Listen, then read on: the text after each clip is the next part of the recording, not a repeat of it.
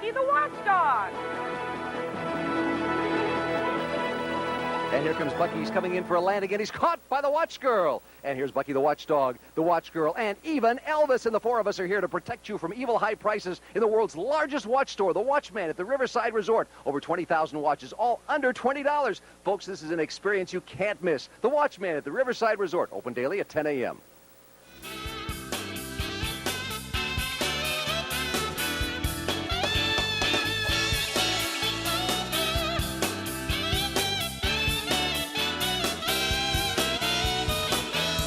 Ladies and gentlemen, welcome back to the morning show. If you don't recognize this gentleman, you haven't been in town all that long, but I will tell you it is Ray Lindstrom, a.k.a.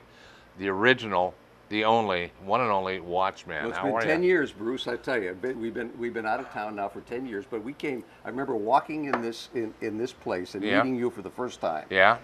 Yeah. What, 22, 23, I thought it was at the cable office that we met. It was the cable office. Maybe we did meet in the cable office. Yeah, and you were up there paying your bill, and I was up there paying mine. Yeah. Said, I need to come down and talk to you. I got a deal. And I came back and I told Lynn. So I got another guy with another deal.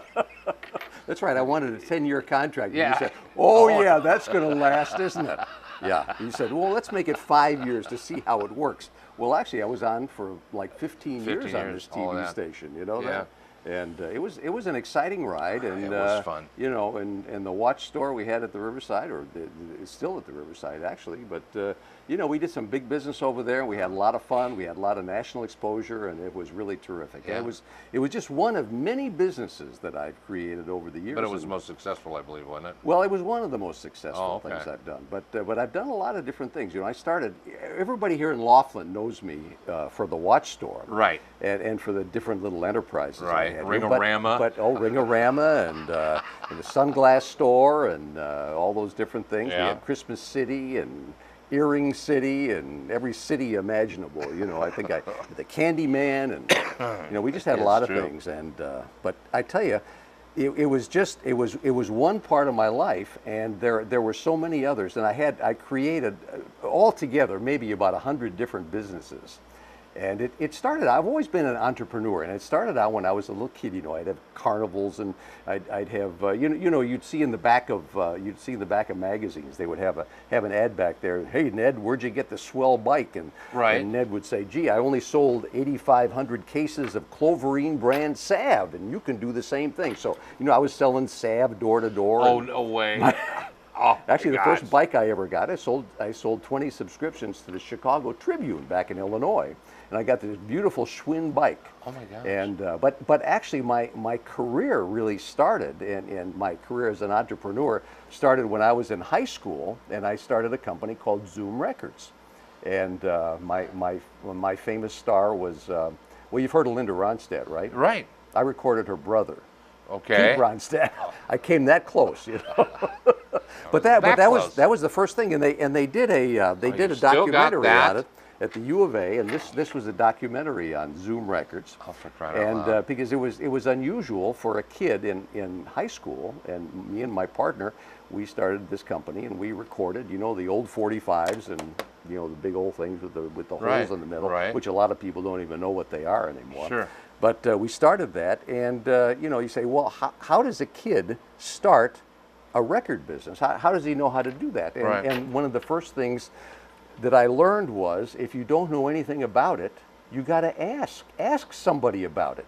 So I saw this kid, and he was performing in our gym, and he was singing, and the girls were screaming and everything. And I told my partner, I says, you know what? We ought to start a record company and record this guy. His name was Jack Wallace.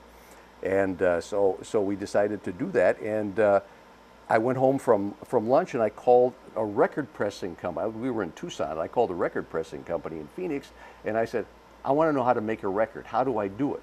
And you know, he took about a minute and explained to me, you come up to Phoenix and you go in a recording studio, and then after you record it, you bring it over to me, and I'll press up the records, and then you take the records and you bring them to the radio station, get the record played, and then you bring the records to the record shops and sell the records. It was really a simple process. Right. But you know, you had to learn how to do it, and that's what we did in those days. you know. But the reason I'm telling you all this is because I've written a book. You told me about that last time you were here. You were working on it. That's right. And you got it done? It's done. It's 100% done. It's been edited. Gosh. And it's called Wild Rides with a Fearless Serial Entrepreneur. And this is the guy that just likes to go out and start businesses. Yeah. That's what I did. And I did a lot of businesses. And, you know, I did work for people about the first, until I was 30 years old. And, really? and you know, I was a disc jockey and I was a TV time salesman. The last job that I had, which was in 1972, I was a TV time salesman at Channel 12, which they get over in Bullhead City, right? You know, the NBC station. And I was very successful, and I was, in dollars today, I was making about $250,000 a year, and I was really selling a lot of advertising. Whoa. Doing very well. And but we got a new owner to the TV station, and he was buying TV stations all over the country, and they were sending salesmen out to be managers at the other TV stations. And I asked my boss one day, I said, well, when am I going to get my chance to go and be the manager at one of the other TV stations? And the guy says, well, you're not. He says, you know, you're just not management material. And, you know, I was really insulted by that. Mm-hmm. And I said, gee, what do you mean? He says, well, you're a great salesman. He says, but you never think of the big picture. All you think about is making the sale. You don't think about management and what it takes to operate a TV station. Right. And I thought about that for about a week, and I went in and I quit my job. And I went home, and we had just bought this new home in Scottsdale, you know, with a pool and everything. And my wife was going to law school in those days, and so I went home. So you didn't have any debt. And she didn't know anything about it. So I just went home one day and I said, I quit my job today. And she said, you what? I said, I quit my job. And she said, well, what are we going to do? I said, I don't know. I said, but I am never going to work for anybody ever again. And I never did. And that was in 1972. Oh my God. And I started an advertising agency in Phoenix. That was the first thing that I did. Right.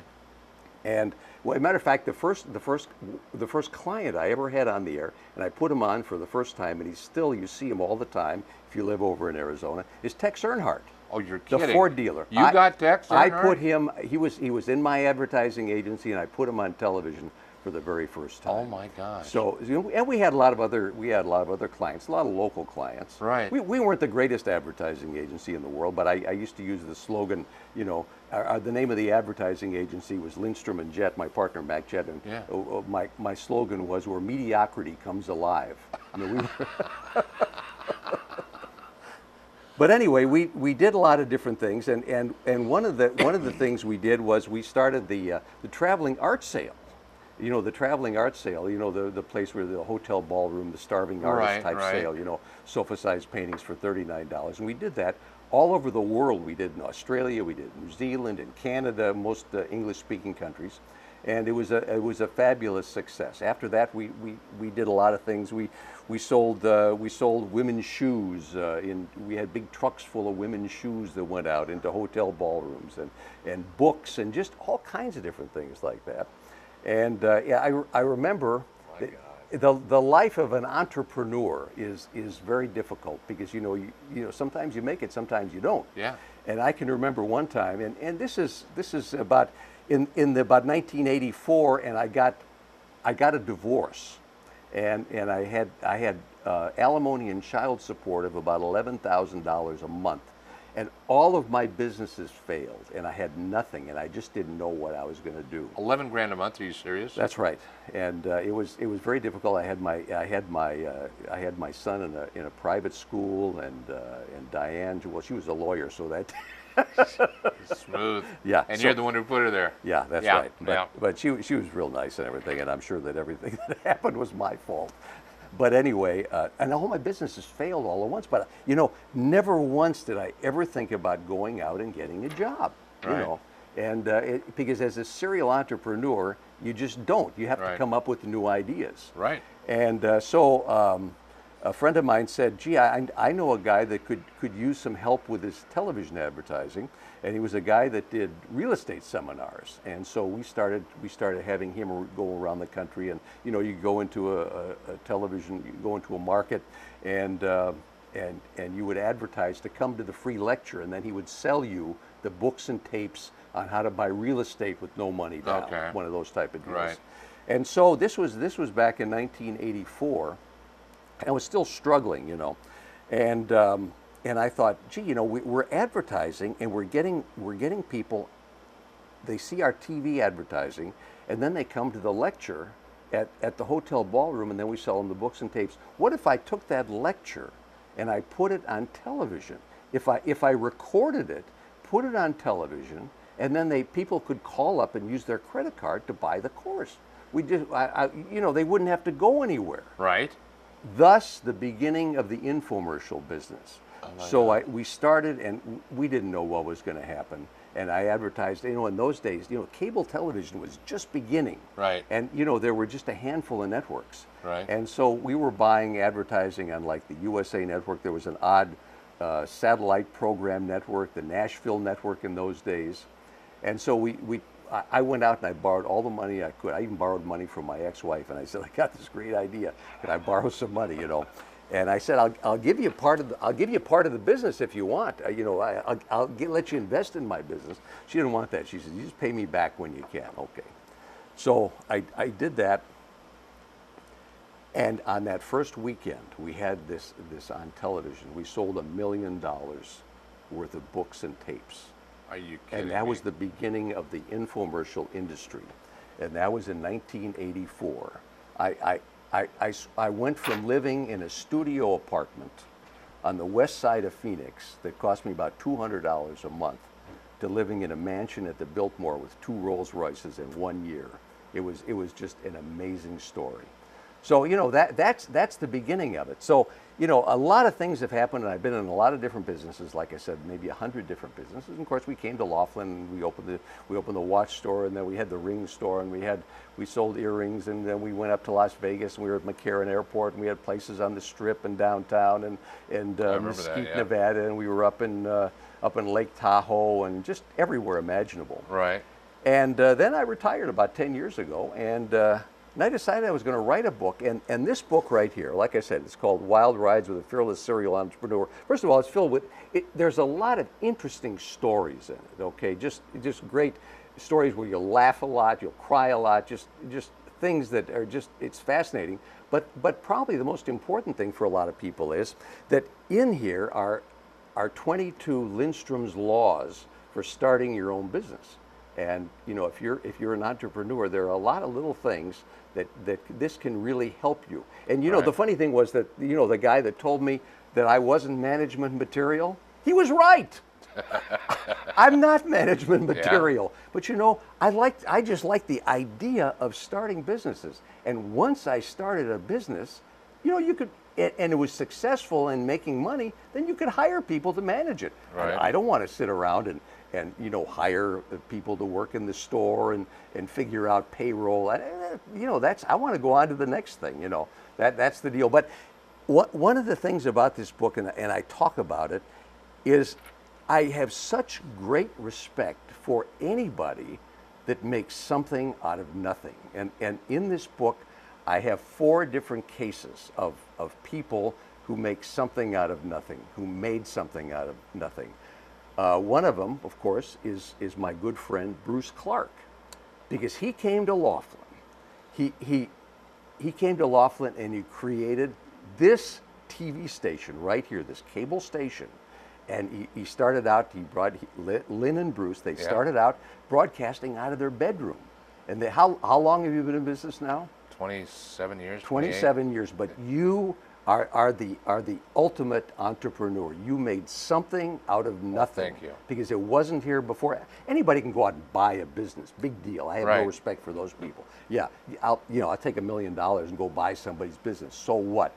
But you know, there are cases like yours in larger ways. You know, like the fellow who started Southwest Airlines, Herb Kelleher, for example. You know, he and his buddy were sitting in a bar one night, and the whole thing for Southwest Airlines was written on a cocktail napkin. That's how that one started. Another one was a fellow by the name of Preston Tucker, who started the Tucker Automobile Company. To compete against the big 3, and they hated it, and they did everything they possibly could to get him out of the business. And but you know what? He made 50 cars. Never made any more than that. Right. But that to me is success. He beat the big guys. He made 50 cars, and he was, and that's what I consider success. They did a movie on that too, if I remember. They did. Correctly. It was called Tucker's. Was it Jeff Bridges or something? That Jeff started Bridges it? was in it. That's right. He played Tucker. And at the end of it, somebody said, well, gee, you only made 50 cars. He says, yeah, but I beat him. I made 50 cars. Yeah. And my idea of success is whether you do it or not. Now, like I said, I've created 100 different businesses. My idea of success is if you do it, if you follow through, you have an idea, you follow through, you do the whole thing. Now, you may not make money, but True. you succeeded in opening the business. Yeah. And that's the key. If you don't make money, you go on to the next thing. You know, you don't cry and say, oh, woe is me, oh, it's horrible, it's personal, and gee, nobody wants my product. You say, yep, that's the way it goes, The customer has spoken, and you go on to the next thing. But the fourth person that I mentioned in the book is a gal by the name of gosh, I can't, why can't I remember her name? Sarah. But anyway, I'll tell you the story. I can't. The name she assumed later on in life was Madam C.J. Walker, and this was in the late 1800s. She was the daughter of a slave. She had very little education. She was brought up in New Orleans and Louisiana, and she cleaned people's houses and did their laundry for $1 a day.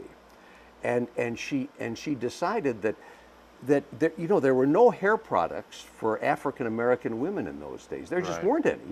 This was like 10 years after slavery, and so her brothers were in the barbering business, and she developed a product using various chemicals and everything. Well, so she had this product. She couldn't even walk into a drugstore and sell it to the owner because she was black, and the customers couldn't even patronize the drugstore. So Lord. She didn't know what to do. So she said, I'm gonna do this in a different way. She went door to door selling her product.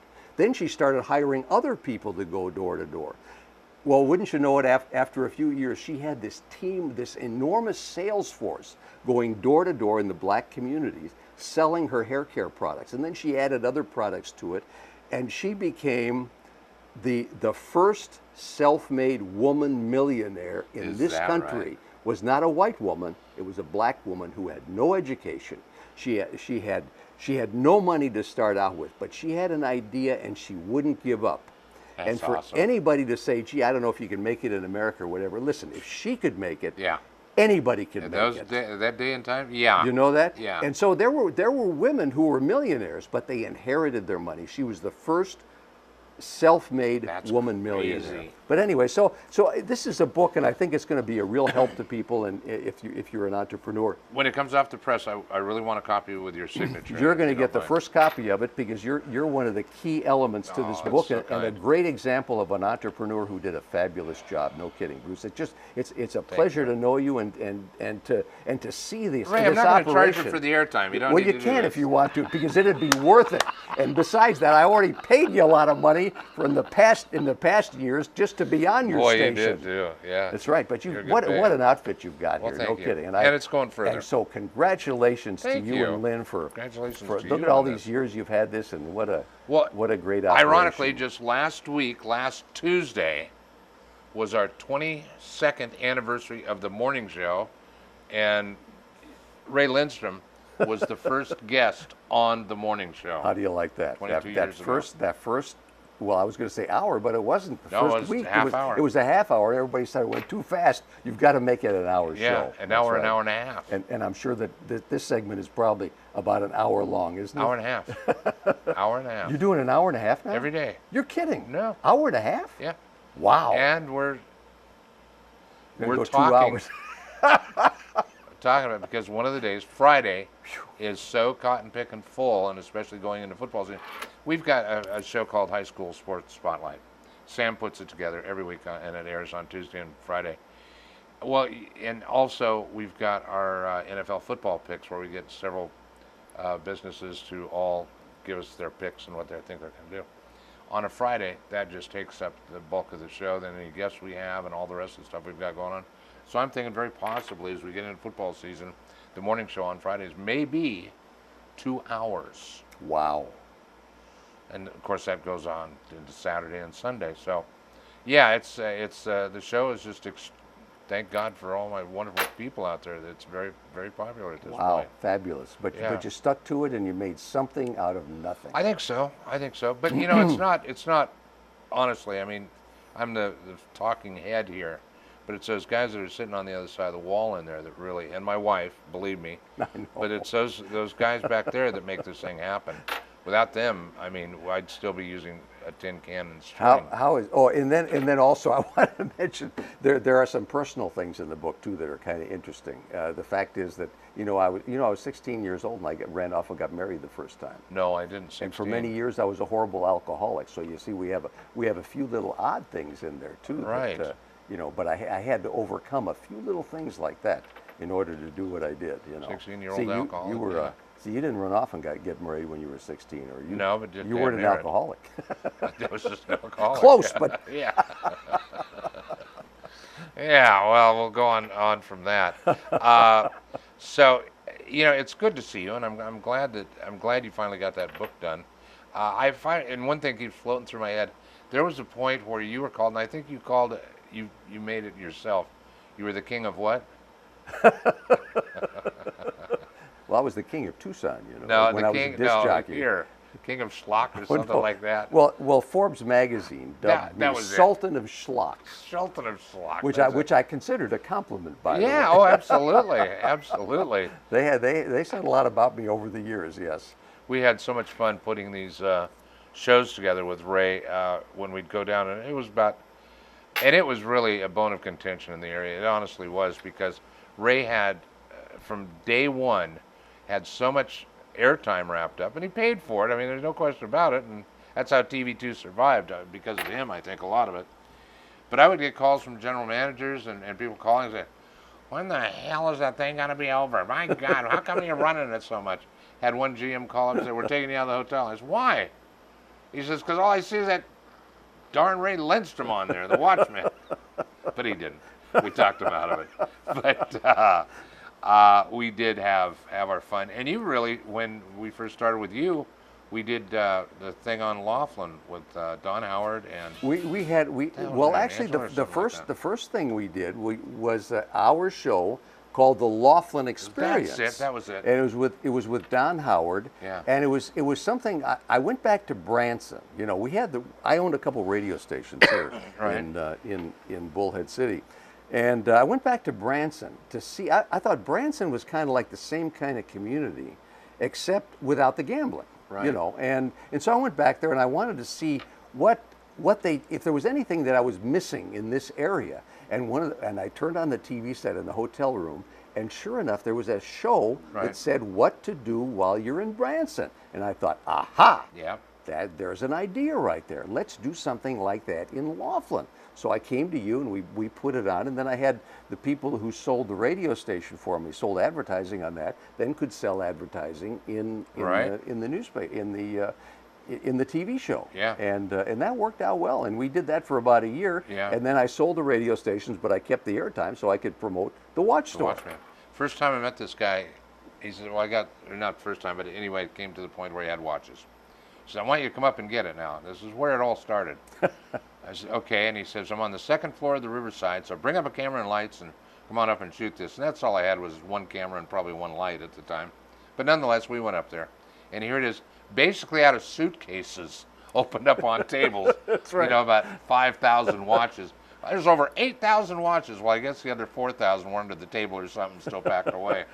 And that's where he started, was in this little room, wasn't even 1,000 square feet, and the second floor of the Riverside. And handwritten signs saying, yeah. regular $150 watches, 1997. Yeah, and everybody really bought into that too. Well, they bought the watches. They loved those watches. You know that? Did. And during our snowbird season, my God, people went crazy over those things. Now there was another example. I didn't know anything about the watch business. When I first went in it, I didn't know how they worked. I didn't know if you wound them up or if they were automatic or they had batteries.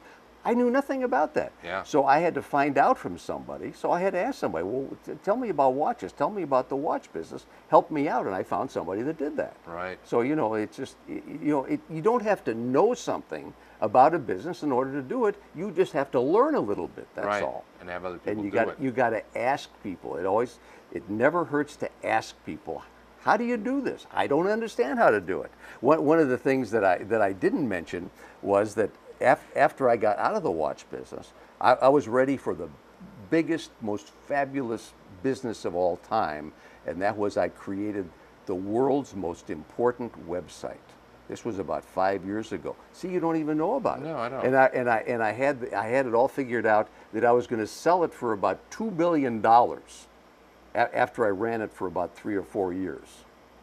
And I did it, and I found people to make it, and I did it, and it went online and everything. Yeah? Unfortunately, nobody had any interest whatsoever Really? in subscribing to my website, and I talk about it in this book.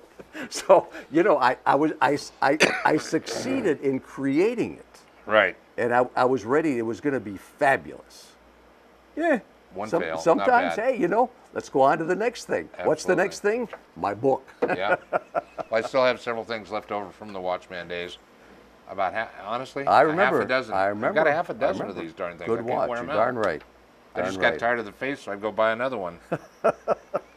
Ray, I got to get going here. We got to close this show up. Okay, but I Bruce. want to thank you very, very much for enlightening us. I'm looking forward to seeing the book, and congratulations on all your endeavors. And it has really been good for me to know you because you are an inspiration. There's no question Well, I about appreciate it. And by the way, the feeling is mutual because you're one of my heroes in life, listen to along you. with Herb Kelleher and Preston Tucker and Sarah Breedlove was the gal I was trying to Breedlove? think of. Yeah. Well, thank you. But anyway, Appreciate it. yeah. Good to see you. Bruce, always a pleasure. Thank you very much. Ladies and gentlemen, Ray Lindstrom, the original, the one and only Watchman. Sam, thank you. No problem. See you And tomorrow. Tell Michaela, oh, there she is. Hi.